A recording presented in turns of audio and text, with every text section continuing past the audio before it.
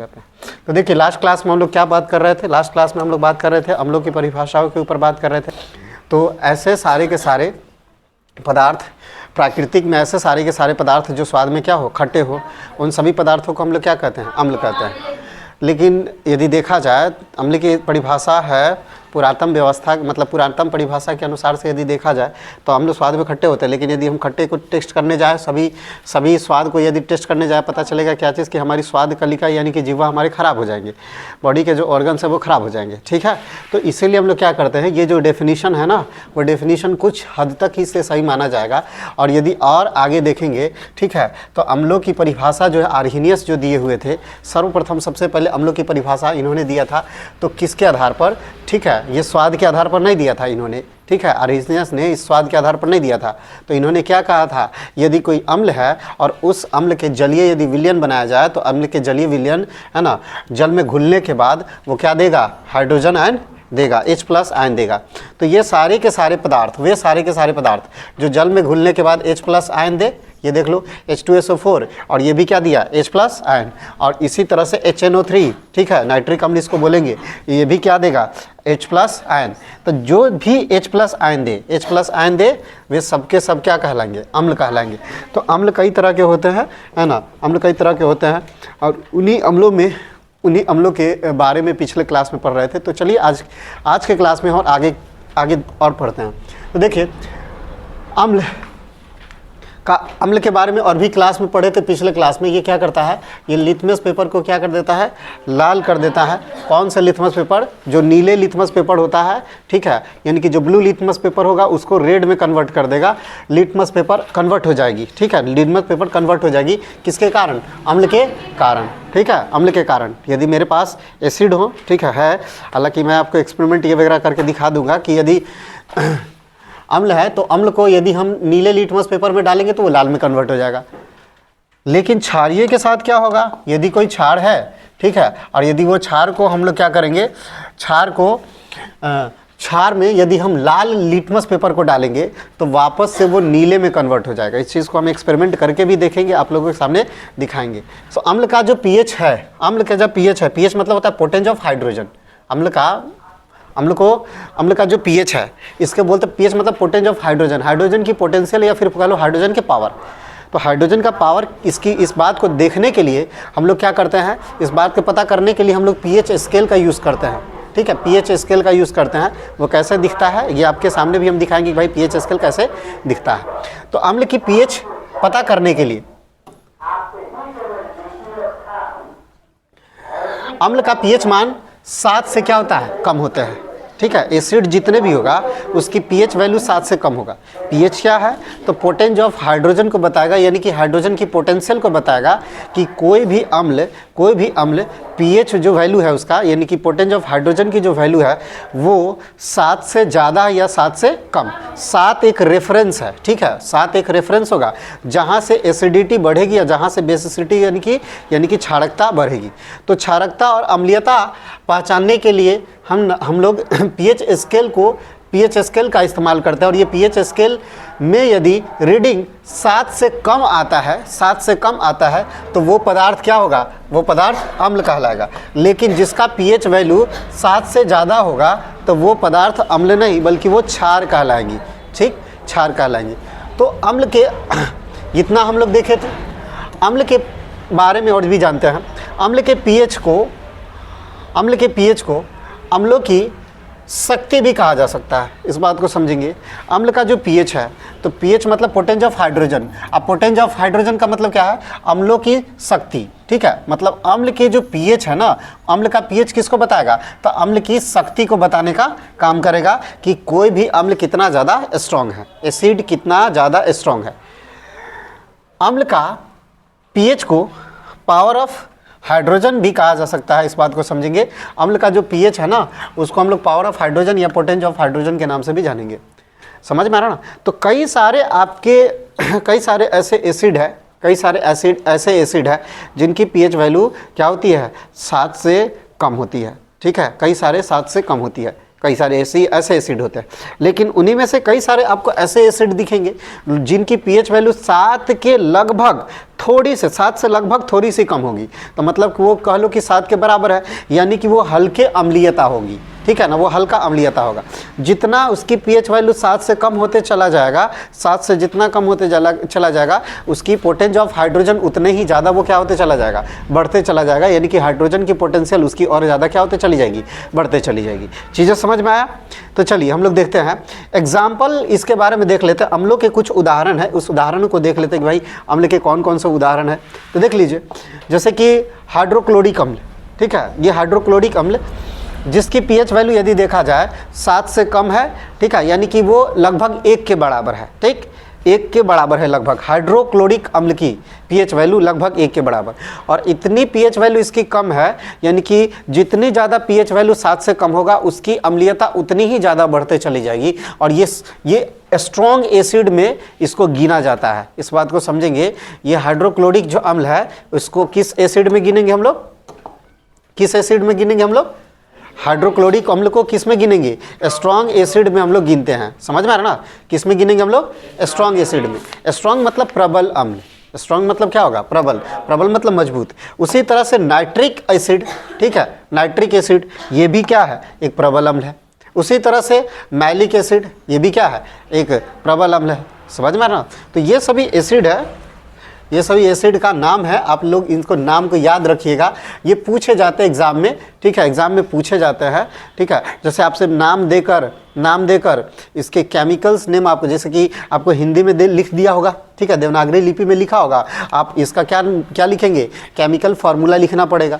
तो जितने भी एसिड है ना उसका केमिकल फार्मूला आपको लिखने के लिए पूछ देगा, मतलब कि पूछेगा कि भाई इसका केमिकल फार्मूला आपको बताओ, तो वहाँ पे आपको केमिकल फार्मूला इसका बताना पड़ेगा कि भाई HCl का केमिकल फार्मूला क्या होता है, हाइड्रोक्लोरिक अम्ल का केमिकल फार्मूला क्या होता है। उसी तरह से आपसे पूछ देगा सिट्रिक अम्ल का केमिकल फार्मूला क्या होता है, तो वहाँ पे आपको केमिकल फार्मूला वो आपको लिखना पड़ेगा। हालांकि मैं सभी केमिकल फार्मूला आपको दे दूंगा, है ना, लिखवा दूंगा कि भाई इसे आप याद कर लो, ठीक है।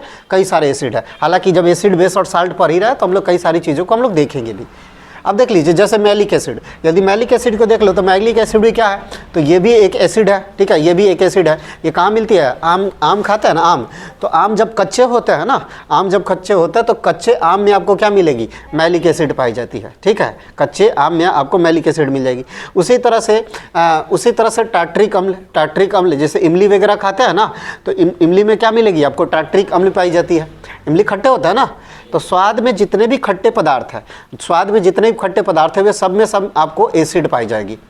उसी तरह से है ना ऑक्जेलिक अम्ल जो है ये किल में मिलेगी, तो ये टमाटर में मिलेंगी, ठीक है, टमाटर। अब टमाटर आप देखो, लाल वाला टमाटर खा के देखो, तो लाल वाला जब आप टमाटर खाएंगे, ठीक है, तो आपको स्वाद में खट्टा लगेगा। इसका मतलब क्या है, उसमें क्या है, एसिड है, ठीक है ना, एसिड है। हालांकि आम जितने खट्टे होते हैं ना, कच्चे आम जितने खट्टे होते हैं उतने खट्टे टमाटर नहीं होता है, इस बात को समझो, उतने खट्टे टमाटर नहीं होता है। या फिर टार्ट्रिक अम्ल जितना खट्टा है, उसी तरह से ऑक्जेलिक अम्ल की बात करेंगे तो ऑक्जेलिक अम्ल उतना ज़्यादा खट्टा नहीं है। तो कहने का मतलब क्या है, इसकी पोटेंज ज़्यादा है, एज कम्पेयर टू किसके, ऑक्जेलिक अम्ल के। ऑक्जेलिक अम्ल के कंपैरिजन में यदि देखा जाए तो टार्ट्रिक अम्ल की जो पीएच वैल्यू है वो क्या है, पीएच वैल्यू इससे कम है। टार्ट्रिक अम्ल का इसकी पीएच वैल्यू कम है, और जिसकी पीएच वैल्यू 7 से कम होगा ना उसकी एसिडिटी उतना ही ज़्यादा स्ट्रॉन्ग होगा। नहीं समझे, जिसकी पीएच वैल्यू जितना 7 से कम होते चला जाएगा उसकी अम्लीयता उतना ही ज़्यादा क्या होते चला जाता है, बढ़ते चला जाता है। और जितना ज़्यादा अम्लीयता बढ़ेगा उतना ही ज़्यादा वो स्वाद में क्या होगा, खट्टा होगा। चीज़ें समझ में आ रहा ना। तो ये टार्ट्रिक अम्ल ऑक्जेलिक अम्ल की तुलना में ज़्यादा वो खट्टे हैं। अच्छा, यही वो ऑक्जेलिक अम्ल है, इस बात को समझो, यही वो ऑक्जेलिक अम्ल है जिनके कारण आपके पेट में जो पथरी होता है ना, किडनी में जो पथरी होता है, ठीक है, या फिर गॉल ब्लैडर में जो पथरी होता है, तो इनके कारण होता है। इसलिए क्या बोला जाता है ना, टमाटर वगैरह का जो सेवन है वो कम करते हैं, ठीक है, टमाटर में इसका जो सेवन है इसका कम करते हैं। क्यों, क्योंकि हमारे बॉडी में ना, हमारी बॉडी में ब्लड है और ब्लड में पाई जाती कैल्शियम, और ब्लड में यदि जो कैल्शियम है और इस टमाटर के एक ऑक्जेलिक एसिड के कारण वो रिएक्शन ऑक्जेलिक एसिड से रिएक्शन करने से बना लेती है क्या चीज़, कैल्शियम ऑक्जिलेट। और वो जो कैल्शियम ऑक्जिलेट है वो क्या होती है, वो स्टोन है, ठीक है, वो स्टोन है, यानी कि वो पत्थर का रूप ले लेता है। तो यही कारण है कि हमारी किडनी इस चीज़ को क्या करती है, यदि इस चीज़ को निकालेगी बॉडी से बाहर, लेकिन ये क्या होते हैं हमारी किडनी में, ये क्या होते हैं, स्टोर होने लगते हैं, एक जगह ये जमने लगते हैं, ठीक है, एक जगह जमने लगते हैं। तो डिपॉजिट होकर ये धीरे धीरे इनका साइज बड़ा हो जाएगा, ठीक है, इसका साइज बड़ा हो जाएगा। तो यही वो कैल्शियम ऑक्जिलेट है, और ये कैल्शियम ऑक्जिलेट बना लेती है किसके कारण, ऑक्जेलिक एसिड के कारण। तो ये ऑक्जेलिक एसिड ही हमारे बॉडी में जो कैल्शियम है उसके साथ वो रिएक्ट करके कैल्शियम ऑक्जिलेट बनाती है। तो अब देखिए, जैसे कि अब और भी आगे देखो, और भी अम्ल देखो, जैसे सिट्रिक अम्ल, ठीक है, सिट्रिक अम्ल से नींबू वगैरह आप खाते हैं तो नींबू आपको कैसा लगता है, खट्टा, तो नींबू में क्या मिलेगी आपको, सिट्रिक अम्ल मिलेगी। उसी तरह से फॉर्मिक एसिड, मेथनोइक अम्ल, अच्छा देखो फॉर्मिक एसिड में फॉर्मिक एसिड जो होता है या फिर इसी का दूसरा नाम क्या है, मेथनोइक अम्ल, समझे, फॉर्मिक एसिड का ही दूसरा नाम क्या हो जाएगा, मेथनोइक अम्ल। अच्छा ये फॉर्मिक एसिड या फिर मेथनोइक अम्ल कहाँ मिलेगी आपको, तो ये मिलेगी आपको चींटी के जो डंक होते हैं ना, चींटी के डंक में आपको क्या मिल जाएगी, फॉर्मिक अम्ल मिल जाती है। चीज़ें समझ में ना। और यही वो चींटी के डंक है जिन काटने के बाद आपको पेन होता है, यानी कि दर्द होता है। और या फिर मेथनोइक अम्ल जो है, ठीक है, मेथनोइक अम्ल है, ये क्या होती है, ये मेथनोइक अम्ल के कारण आपके इसी का ही नाम है, मेथनोइक अम्ल का ही हम लोग बोलते हैं फॉर्मिक अम्ल। इसी के कारण आपको सूजन वगैरह आ जाती है या दर्द करती है। तो मधुमक्खी के जो डंक होते हैं उनमें यही पाई जाती है। अब देखो, अब उसी तरह से यदि लैक्टिक एसिड की बात करेंगे तो लैक्टिक एसिड क्या है, तो लैक्टिक जो एसिड है ना वो पाई जाएगी किस में, दही में, ठीक है ना। लैक्टिक एसिड कहाँ मिलेंगी, दही में। तो लैक्टो वर्ड जब भी आए, आज के बाद याद रखोगे, लैक्टो वर्ड जब भी आए वो मिल्क से यानी कि दूध से संबंधित है, ठीक है। लैक्टिक वर्ड किसके लिए संबंधित है, दूध से। तो बायो में लैक्टिक वर्ड जो दूध के लिए हम लोग लगाते हैं। उसी तरह से हाइड्रोजन है ना, सॉरी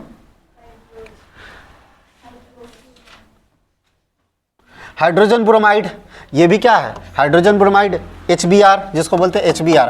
तो हाइड्रोजन ब्रोमाइड, उसी तरह से hydrogen chloride, hydrogen chloride HCl, ठीक है, ये HCl। अच्छा हाइड्रोजन क्लोराइड को ही हम लोग क्या बोलेंगे, हाइड्रोक्लोरिक अम्ल, ठीक है। ये हाइड्रोजन क्लोराइड जो है उसी को हम लोग क्या बोलेंगे, हाइड्रोक्लोरिक अम्ल। तो हाइड्रोजन क्लोराइड हो गया, ठीक है, हाइड्रोजन ब्रोमाइड हो गया, हाइड्रोजन आयोडाइड हो गया।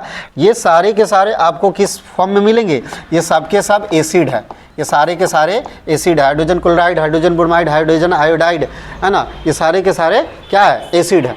और इन सभी की खास बात देखो, ये सब के सब, ये सारे के सारे जितने भी एसिड है, ये सारे के सारे जितने भी एसिड है, ये एसिड को यदि इनका जलीय विलयन लिया जाएगा तो ये क्या देंगे, हाइड्रोजन आयन देगा। और जो H+ आयन दे वही सब के सब क्या है, आर्हेनियस द्वारा क्या कहला जाएगा, वो अम्ल कहा जाएगा। चीज़ें समझ में आया, बात समझ में आया ना। ये सारे के सारे क्या है, ये सब के सब क्या है, एसिड है। और इनका जलीय विलयन लोगे तो ये क्या देगा, जल में हाइड्रोजन आयन देगा। और जो जल में हाइड्रोजन आयन देंगे मतलब ये सब के सब क्या कहलाएगा, अम्ल कहलाएगा। चीज़ें समझ में आया ना। तो ये हम लोग पिछले क्लास में देख लिए थे और थोड़ा बाकी था, तो इस क्लास में हम लोग देखे। तो चलिए आज और आगे देखते हैं। अभी लेक्चर दूसरा होगा ना, लेक्चर दूसरा ही है ना। चलिए देख लेते हैं। अब हम लोग अम्लों के बारे में कुछ और जानकारी देते हैं, ठीक है, अम्लों के बारे में कुछ और जानते हैं। अम्ल के बारे में अब सुन लीजिए, कोई पदार्थ अम्लीयता है या फिर कोई पदार्थ क्षारीयता है, इस बात का पता करने के लिए हम लोग क्या करते हैं, इसके ऊपर रिसर्च करने वाले 3 ऐसे मुख्य वैज्ञानिक थे, ठीक है। इसके ऊपर रिसर्च करने वाले मुख्य रूप से 3 वैज्ञानिक थे। और पहला का जो नाम है वो क्या है, आर्हेनियस अवधारणाएं। और आर्हेनियस अवधारणाएं आपने तो अभी देखा, क्या देखा, तो आर्हेनियस अवधारणाएं आपने ये देखा कि वे सारे के सारे पदार्थ जो जल में घुलने के बाद वो क्या देती है, बोलो क्या देती है, जल में घुलने के बाद वे सारे के सारे पदार्थ क्या देगा, हाइड्रोजन आयन देगा। और जो हाइड्रोजन आयन दे वे क्या कहलाएंगे, अम्ल कहलाएंगे। वो किसके अनुसार, आर्हेनियस के अनुसार, ठीक है, तो ये तो हम लोग देख लिए थे। लेकिन अर्हेनियस के अनुसार हम लोग अम्ल की परिभाषा को देखे थे, क्षार की परिभाषा को तो अभी नहीं देखे थे। इस बात को समझो, किसकी परिभाषा हम लोग देखे थे? अम्ल की। अभी परिभाषा किसको देखना पड़ेगा? क्षार को। तो अर्हेनियस के अनुसार से हम लोग अम्ल और क्षार की परिभाषा देखेंगे। उसके बाद में चलकर आते हैं एक और साइंटिस्ट जिनका नाम था ब्रॉन्स्टेड, ठीक है, ब्रॉन्स्टेड और लुडी। तो ब्रॉन्स्टेड और लुडी दो ऐसे साइंटिस्ट हैं, फिर बाद में जो आते हैं ब्रॉन्स्टेड और लुडी, ये दोनों ने क्या किया, दोनों ने मिलकर एक अवधारणा दी। किसके ऊपर? तो अम्ल के ऊपर और क्षार के ऊपर। तो बाद में एक चल के और भी अवधारणाएं आती है, ब्रॉन्स्टेड और लुडी इनके ऊपर और बात विस्तार में थोड़ा डिटेल बताते हैं, ठीक है ना, अम्ल के बारे में और क्षार के बारे में। उसके बाद में एक और साइंटिस्ट आते हैं लुईस, ठीक है। लुईस भी क्या है, अम्ल और क्षार की इनकी भी ये भी अपने अवधारणाएं देते हैं। तो तीन ऐसे वैज्ञानिक हैं जिन्होंने किसके ऊपर, अम्ल और क्षार के ऊपर अवधारणाएं दी हुई। अब इनकी अवधारणाओं को हम लोग क्या करते हैं, देखते हैं, ठीक है। तो सबसे पहले किसको देखेंगे? अर्हेनियस को। अर्हेनियस देखा जाए तो अर्हेनियस क्या करते हैं, अम्ल की परिभाषा को देते हैं, ठीक है, अपने अनुसार से अम्ल की परिभाषा देते हैं। और क्या देते हैं बताओ? अम्ल वे पदार्थ जो क्या करते हैं, जलीय विलयन में क्या देते हैं, हाइड्रोजन आयन देते हैं, हाइड्रोजन आयन देते हैं। इस बात को समझेंगे।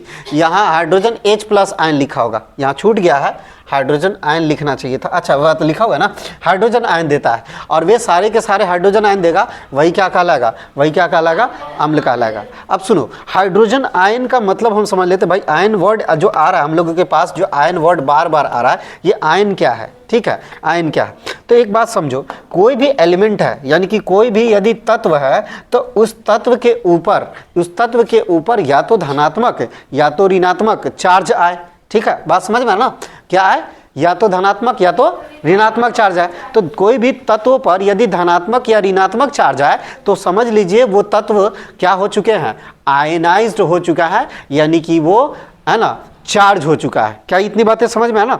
अब वो चार्ज या तो क्या हो सकता है, धनायन, या वो चार्ज क्या हो सकता है, ऋणायन हो सकता है। चीजें समझ में आया? क्या हो सकता है वो चार्ज, या तो चार्ज वो धनायन हो सकता है या तो वो चार्ज ऋणायन हो सकता है। अब मेरी बातें ध्यान से सुनिए। यदि बात करा जाए, एक हाइड्रोजन जो एक तत्व है, ठीक है, आप तत्व का तत्व के वर्गीकरण जो है आप पढ़ेंगे, आप आगे चल के क्लासिफिकेशन ऑफ एलिमेंट के ऊपर बात करेंगे, यानी कि तत्व का वर्गीकरण। तो वहाँ पे आपको पीरियोडिक टेबल में कई सारे तत्व दिए गए होंगे, ठीक है, कई सारे आपको तत्व दिए होंगे और उन्हीं तत्वों के ऊपर आपको अध्ययन करना है। अब आप सोच रहे होंगे कि एक नया वर्ड जो आया वो तत्व क्या है, इस बात को समझे। जैसे सोना है, चांदी है, पीतल है, ये सभी के सभी किसी न किसी चीज़ से बनी होगी। बात समझ में आ रहा है कि नहीं आ रहा है? ये सारे के सारे किसी न किसी चीज़ से बने होंगे। अब लोहा भी तो है, लोहा भी तो है उसमें ना, तो लोहा भी किससे बना होगा? लोहे के यदि देखा जाए, यदि आप उनको कितने भी खंडन या टुकड़ा कर लीजिए तो लोहे के जो सबसे छोटी छोटी इकाइयाँ आएंगी वो भी लोहा ही होगा। बात समझ में आ रहा है कि नहीं? लोहे की सबसे छोटी इकाई क्या होगा? लोहा। अब यदि आप सोना को कितना भी टुकड़ा करो तो क्या मिलेगा? सोना ही मिलेगा। उसी तरह से आप चांदी की कितना भी टुकड़ा कर लो वो क्या है? जो सबसे जो छोटी इकाई होगा वो चांदी होगा। तो कहने का मतलब क्या है? कहने का मतलब ये है, कहने का मतलब ये है, तत्व वो है, ठीक है, जो तत्व वो है जिन जो शुद्धतम है और उन्हीं शुद्धतम पदार्थों से मिलकर जो बनी होती है, ठीक है ना, उन्हीं तत्वों से मिलकर जो बनी होती है। आप जो भी पदार्थ आप देख पाते हो, जितने भी पदार्थ है वो किसी न किसी तत्व से ही मिलकर बनी है। इस बात को समझो, ये किसी न किसी तत्व से ही मिलकर बनी है या किसी न किसी यौगिक से मिलकर बनी है। तो उनमें से हम केवल और केवल एक ऐसे तत्व की बात कर रहे हैं, हाइड्रोजन की बात कर रहे हैं, है ना, हाइड्रोजन की बात कर रहे हैं। तो इन हाइड्रोजन की बात करा जाए तो ये हाइड्रोजन आते जो है, इनकी जो संख्या होती है वो कितनी होती है? एक होती है। हाइड्रोजन के जो तत्व की जो संख्या है, ठीक है ना, वो कितनी है? एक, ठीक है, इनके क्रमांक संख्या जो एक है।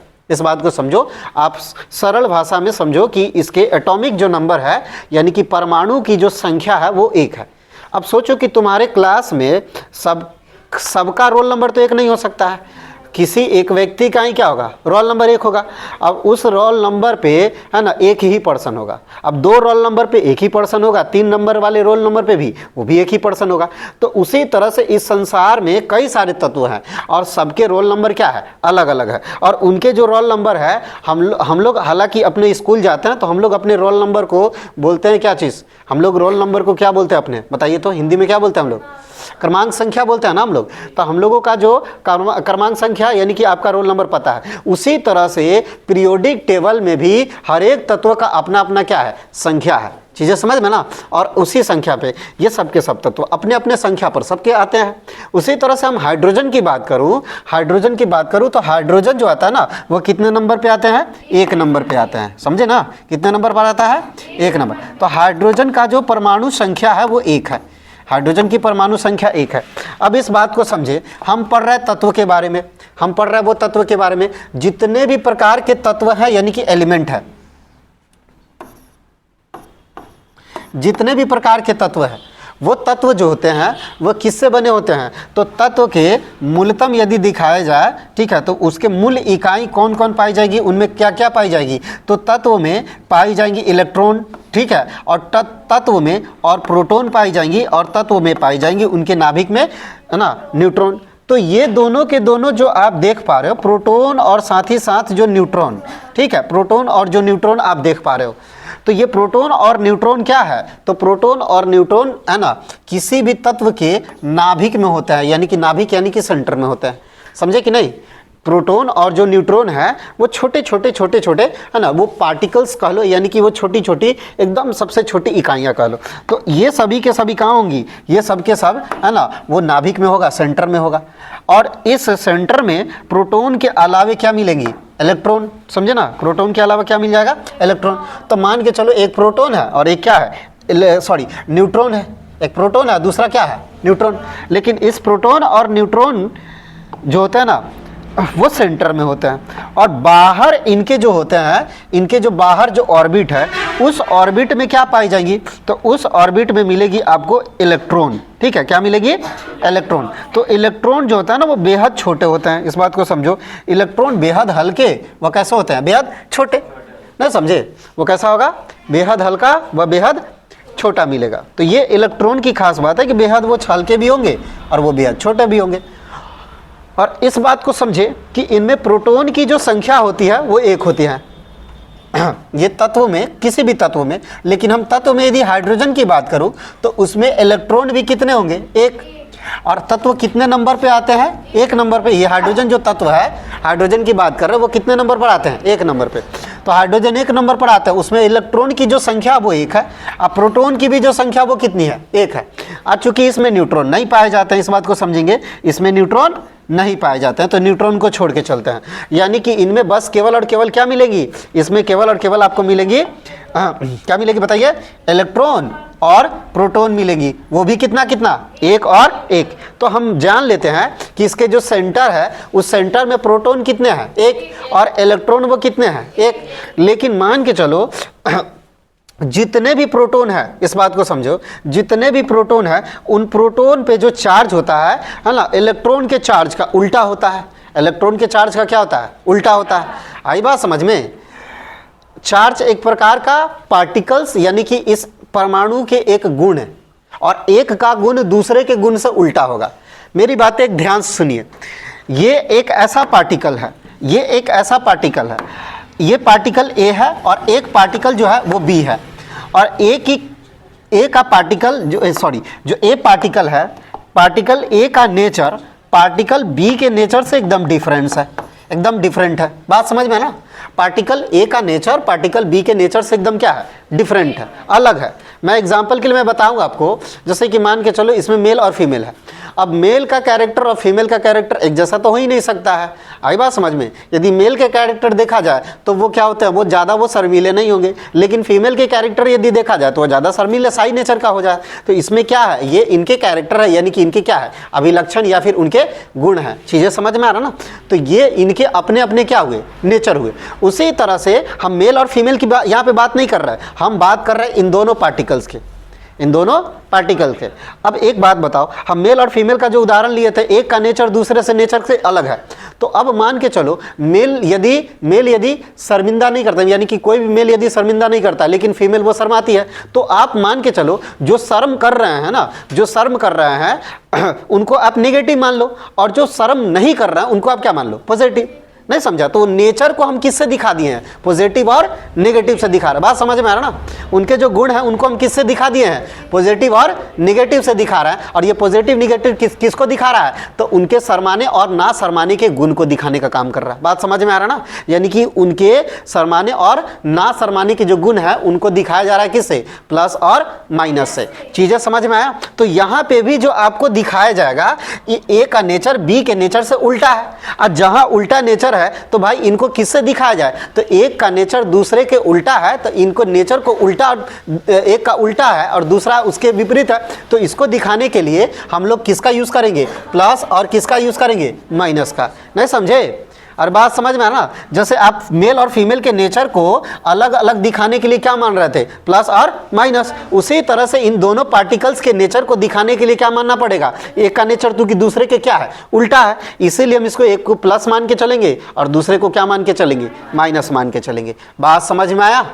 क्या इतनी बातें क्लियर हुई? उसी तरह से यहाँ पे भी हमने क्या देखा, यहाँ पे भी हमने देखा कि हाइड्रोजन में जो हाइड्रोजन के जो इसके स्मॉलेस्ट इकाइयों की, यानी कि छोटी छोटी इकाइयों के ऊपर बात करें, तो हाइड्रोजन की जो छोटी इकाइयां इलेक्ट्रॉन और प्रोटॉन के ऊपर हम लोग बात कर रहे हैं। तो प्रोटॉन जो है ना, वो प्रोटॉन और जो इलेक्ट्रॉन है ये पार्टिकल है। जैसे हम मेल और फीमेल की बात कर रहे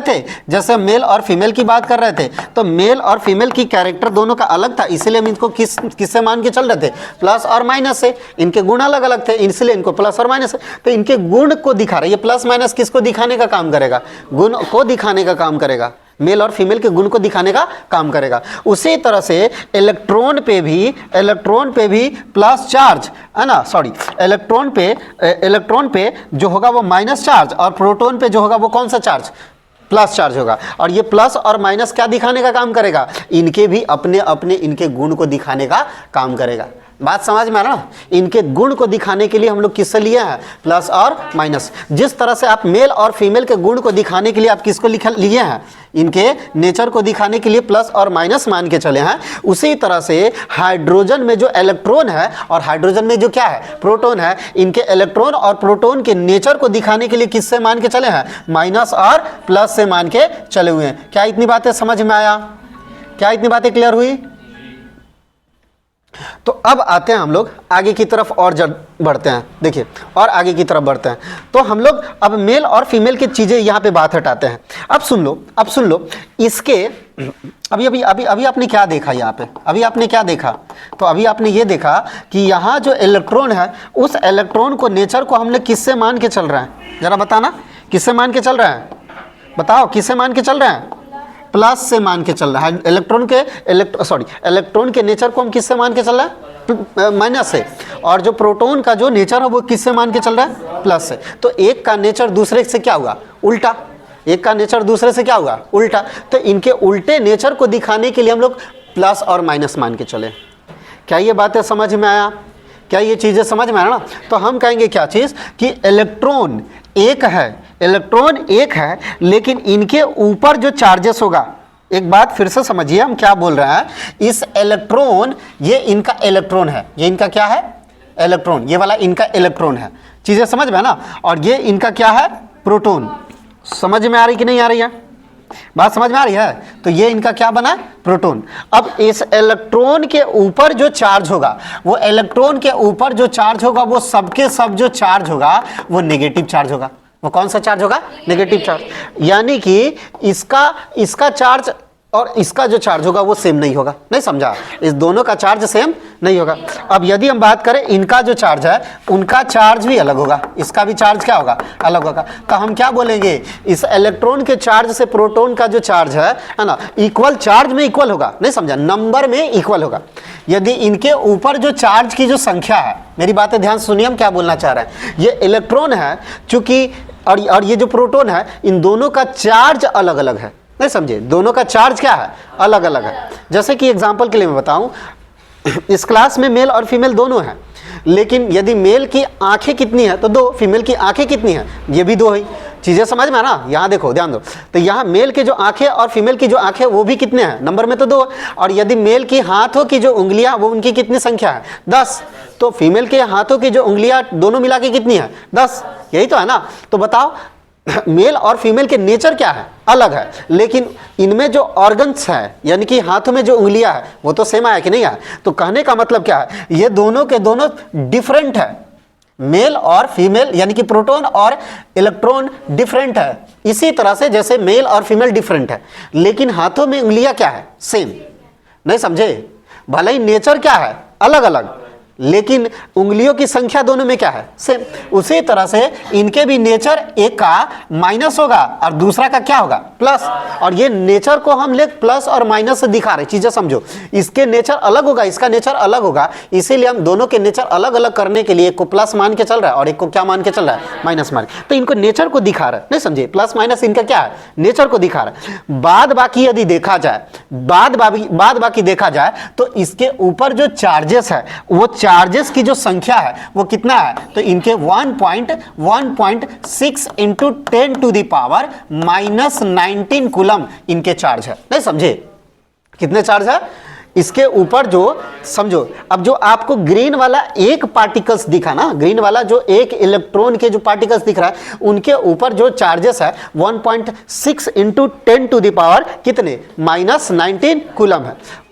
लेकिन प्रोटॉन पे भी चार्जेस सेम ही होना चाहिए। हम आपको क्या बोले हैं, मेल और फीमेल में जो हाथों की जो उंगलियां वो सेम है कि नहीं है, तो इनके ऊपर जो चार्जेस है, इनके भी ऊपर जो चार्जेस है वो दोनों नंबर में भी क्या होगा, सेम होगा। नहीं समझा, भले ही दोनों का नेचर क्या है अलग अलग, एक का माइनस तो दूसरे का क्या है, प्लस।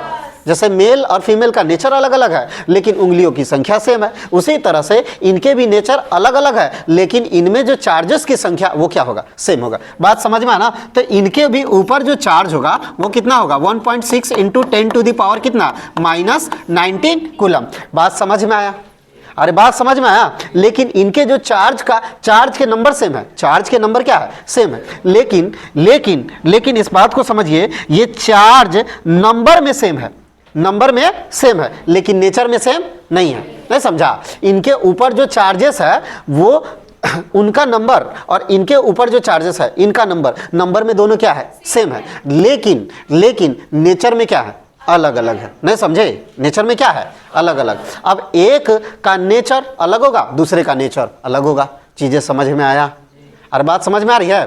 तो एक का नेचर दूसरे के नेचर से क्या होता है, बिल्कुल डिफरेंस होता है। चीजें समझ में आया, बातें क्लियर हुई। तो आज के लिए इतना ही, कल आगे अगले दिन यही इसी टॉपिक से हम स्टार्ट करेंगे, यही से स्टार्ट करेंगे। तब तक के लिए bye bye, ta-ta, see you next day. मिलते हैं आगे अगले नेक्स्ट क्लास में।